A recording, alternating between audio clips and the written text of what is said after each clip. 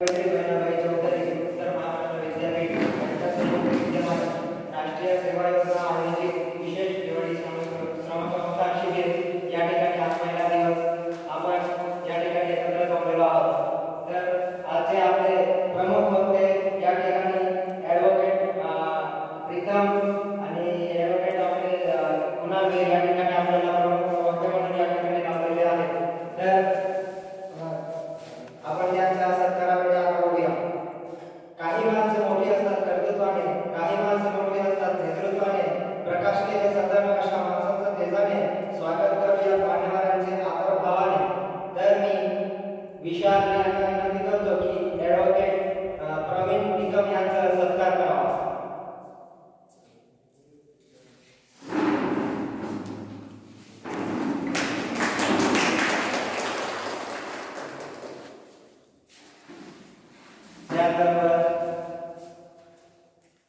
त्याचबरोबर कुणाल यांचा सत्कार संतोष पवार यांनी करावा।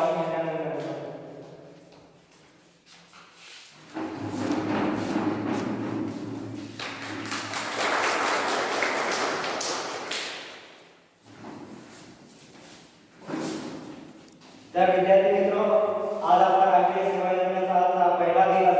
आज आपल्या प्रमुख वक्ते म्हणून आपले advocate Pritam Nikam MSc MA LLB तसेच खास म्हणजे आपल्या महाविद्यालयाचे माजी विद्यार्थी आहेत आणि महाराष्ट्र भारत विविध विचार व्याख्यानासाठी ते प्रवास करत असतात आणि सध्या ते शहादा येथील जिल्हा व सत्र न्यायालयात वकिली व्यवसायात कार्यरत आहेत।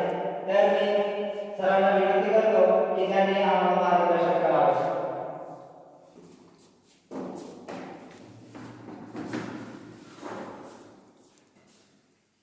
मंचावर उपस्थित आमचे मार्गदर्शक आदरणीय प्राध्यापक किरण मराठे सर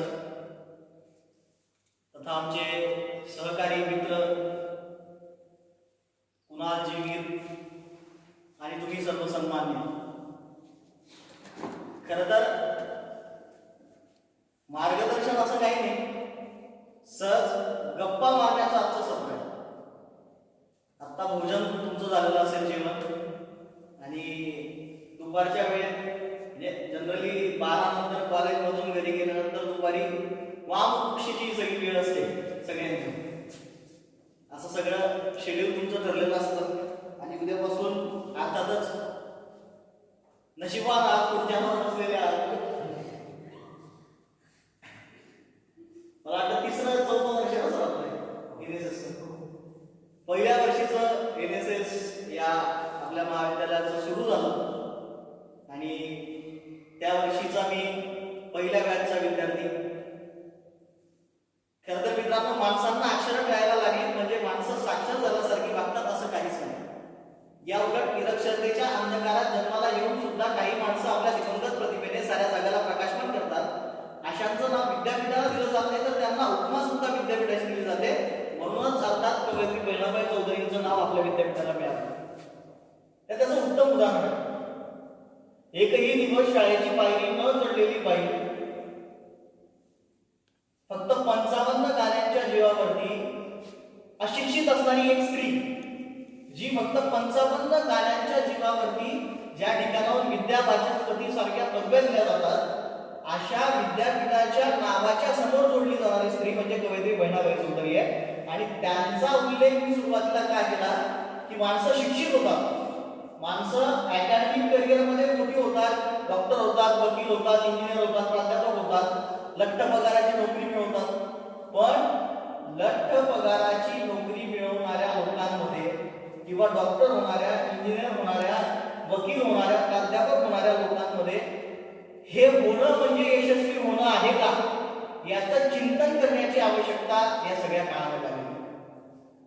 हे चिंतन करण्याची जबाबदारी आपली। वी आर सोशल इंजिनियर्स, आपण समाजाचे इंजिनियर्स आहोत।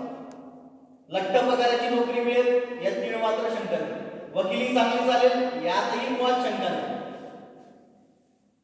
तुम्ही डॉक्टर व्हाल, वकील व्हाल, इंजिनियर व्हाल, सगळं होऊ शकाल, पण चांगला माणूस होण्याची आता आवश्यकता आहे। आणि चांगला माणूस घडवण्याचा कारखाना जर असेल तर चांगला माणूस घडवण्याचा कारखाना म्हणजे NSS।